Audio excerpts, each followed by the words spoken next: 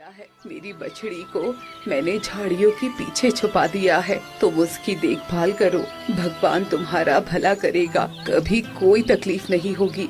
तुम तो बोलती हो, तुम कोई साधारण गाय नहीं लगती।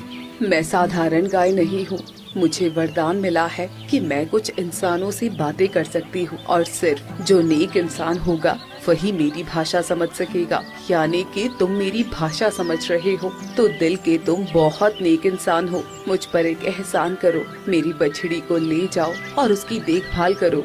तुम्हारी बछड़ी वो ठीक तो है ना? हाँ वो ठीक है, पर शेर किसी भी वक्त उसे मार देगा। मुझ पर रहम करो और मेरे बच्चे को अपने साथ ले जाओ। ठीक है, मैं तुम्हें वचन देता हूँ कि तुम्हारे बच्चे को भी मैं अपने बच्चों की तरह पालूंगा। तभी झाड़ियों से एक छोटा बछड़ा बाहर आता है। तभी गाय की मृत्यु हो जाती है। नहीं माँ, तू मुझे छोड़कर नहीं जा सकती। माँ उठो ना, मेरा अब देखभाल कौन करेगा? शांत हो जा बेटी, अब तुम्हारी माँ इस दुनिया में नहीं रही। अब से हम तीनों हमेशा एक परिवार बनकर रहेंगे। पर मेरी माँ मुझे छोड़कर नहीं जा सकती। ये तो कुदरत का नियम है, जो आया है उसे जाना ही पड़ता है। रुको, मैं तुम्हारी माँ की अंतिम यात्रा अच्छी तरह से कर देता हूँ। रघु मिट्टी खोदकर गाय को दफनाता है और बछड़े को लेकर अपने घर आ जाता है।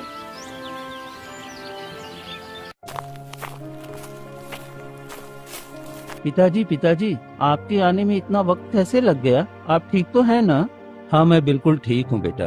और देखो बेटा, तू कहता रहता था ना तेरा कोई अच्छा दोस्त नहीं है। मैं तुम्हारे लिए एक अच्छा दोस्त लेकर आया हूँ। क्या सच में पिताजी? कहाँ है मेरा दोस्त? ये देखो, एक बछड़ी है, एक गाय का बच्चा है जो बिल्कुल अनाथ है। अब हम तीनों एक परिवार की तरह रहेंगे। क्या सच में? तब तो बहुत मजा आएगा पिताजी। लेकिन ये देख नहीं सकता है। नहीं, ये देख नहीं सकता, ये जन्म से ही अंधा है। इसलिए अब से तुम दोनों एक अच्छे दोस्त की तरह पूरी जिंदगी साथ रहना, और कभी मुझे कुछ हो जाए तो तुम दोनों अलग मत होना। मैं वचन देती हूँ कि मैं तुम्हारे बेटे को कभी कुछ नहीं होने दूंगी और हम दोनों एक अच्छे दोस्त की तरह हमेशा साथ रहेंगे।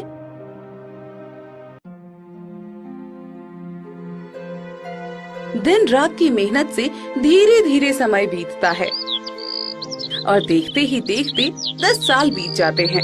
ज्यादा मेहनत और बीमारी के कारण एक दिन रघु की मृत्यु हो जाती है। पिताजी क्या हो गया? आप कुछ बोल क्यों नहीं रहे हैं? गौरी, पिताजी को क्या हो गया? ये कुछ बोल क्यों नहीं रहे हैं? गोपाल पिता की मृत्यु हो गई है, अब वो कभी बोल नहीं पाएंगे। वो हमें छोड़कर चले गए हैं। नहीं, ऐसा नहीं हो सकता। पिताजी मुझे छोड़कर नहीं जा सकते। पिताजी उठिए ना, क्या हो गया है आपको? गोपाल फूट फूट कर रोने लगता है। ये आवाज सुनकर गांव वाले आ जाते हैं। अरे गोपाल, तेरे पिता की मृत्यु हो गई है। अरे अब क्या होगा इस बेचारे अंधे का? अब तो इसका दुनिया में कोई नहीं है, कैसे ये अपने पिता का अंतिम संस्कार करेगा? हाँ, तुम ठीक कहते हो भाई। अरे जब से ये पैदा हुआ है, एक तो अंधा पैदा हुआ, ऊपर से इस बेचारे को इतना परेशानी और इतना काम करना पड़ा कि देखो, वक्त से पहले ही चला गया। अब पता नहीं इस अंधे का क्या होगा। हाँ, लगता है यही अपशगुन है। जन्म लेते लेते अपनी माँ को खा गया और देखो अब अपने पिता को भी खा गया। ऐसे अपशगुन को तो हमारे गांव में भी नहीं होना चाहिए। आप लोग ये कैसी बातें कर रहे हो? मेरे पिताजी की मृत्यु हो गई है और आप लोग अभी भी उल्टी सीधी बातें कर रहे हो। चले जाओ यहाँ से। अगर मेरे गम में शामिल नहीं हो सकते तो कम से कम मुझे ताना मत मारो, ये ठीक नहीं है। अरे इसकी अकड़ तो देखो, एक तो ये अंधा है और ऊपर से इसकी हालत इतनी कमजोर है। अरे अब तो संभल कर बात किया कर। एक तू और एक ये तेरा गाय, तुम दोनों क्या कर लोगे? पूरे गाँव में तो भूखे मरोगे। सभी गांव वाले वहाँ से चले जाते हैं। गोपाल, अपना दिल छोटा मत करो। गांव वाले तो ताने देते हैं, मैं तुम्हारी जिम्मेदारी उठाऊंगी, तुम्हें कुछ भी नहीं होने दूंगी। तुम्हारे पिता को वचन दिया था, उन्होंने मुझे अपना समझा, तो मैं तुम्हारा सहारा बनूंगी, तुम्हारी अच्छी तरह देखभाल करूंगी। गोपाल और गौरी मिलकर रघु का अंतिम संस्कार करते हैं। कुछ दिन बीतते हैं।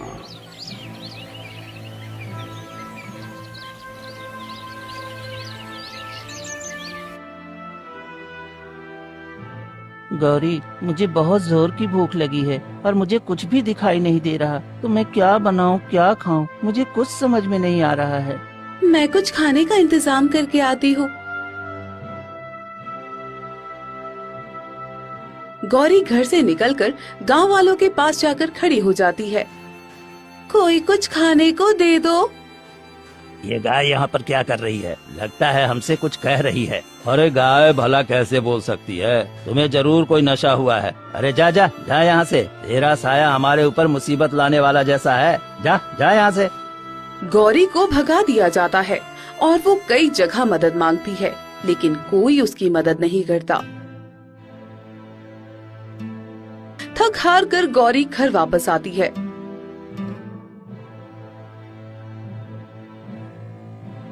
क्या हुआ गौरी, कहीं कुछ खाने का इंतजाम हुआ क्या? मैंने गांव वालों से मदद मांगी पर कोई मेरी बात नहीं समझता, क्योंकि किसी के दिल में दया और प्रेम है ही नहीं। सब छल कपट से भरे हुए हैं। ये मेरी भाषा सिर्फ तुम और तुम्हारे पिता ही समझते थे और कोई नहीं। दिन बीतते हैं और दोनों की हालत दिन ब दिन खराब होती जाती है।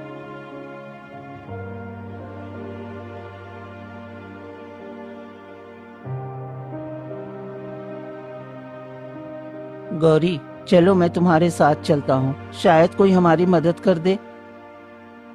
दोनों एक गांव वाले के पास जाकर कहते हैं,